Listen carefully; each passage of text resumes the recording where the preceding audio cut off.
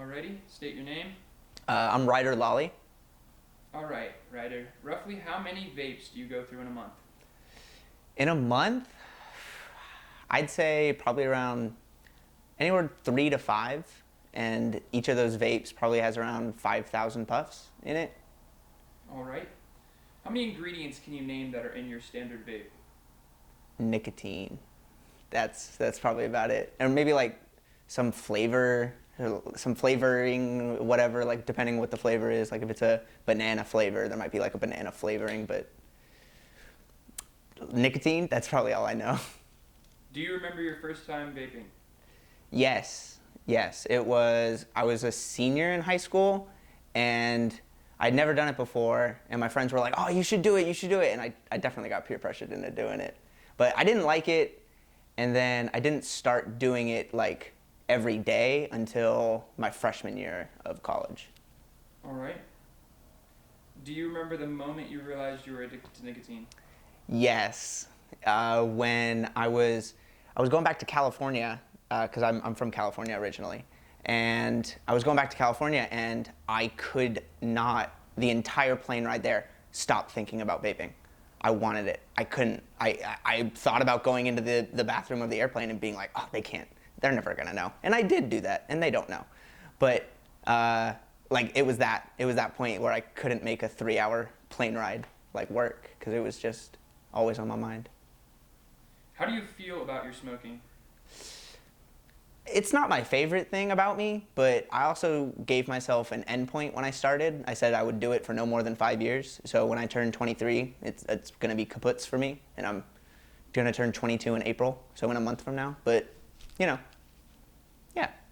How soon after waking up do you smoke? Probably within the first 10 to 15 minutes I'm awake. I'm taking a rip or two. Yeah, I'd say within the first 10 to 15 minutes of being awake. Have you previously tried to stop smoking? No, I don't think I've ever tried to stop, just because I gave myself that like goal at the end of like 5 years. So I'm like, I'm gonna do whatever I want in that 5 years, and then lay it down. Do you ever smoke more nicotine than you intend? Yes, I feel like when I'm social and when I'm drinking alcohol, I feel like I hit it a lot more. I'll realize that I hit it a lot more because I'll get the shakes, or I'll get the wobbles, and I'll be like, whoa. So there's definitely those points, or like when you're just hanging out with your friends and they're like, oh, you should try this flavor, try this flavor, try this flavor. You'll find yourself hitting a lot, and you'll find yourself just being a little nick sick. All right, working off of that, do you think alcohol has a big impact on your nicotine addiction? Yes. When you get really drunk, it's like the best thing on earth. But like, you have to be drunk. Like if you have 1 or 2 beers or 1 or 2 drinks, I don't think it's gonna do anything really. But if you're on your 3rd or 4th beer, 3rd or 4th drink, I think that's when it really starts to impact it a lot. Do you still smoke if you are sick or in bed most of the day? Yes. Yeah, I wouldn't say there's anything that would really stop me. Maybe if I'm like really, really nauseous, if I'm throwing up like a lot, like a stomach bug, maybe I'll stop for like a couple of hours. But that's just till the nauseousness pass, and then I'll just take another rip. What are some of the risk factors for vape addiction?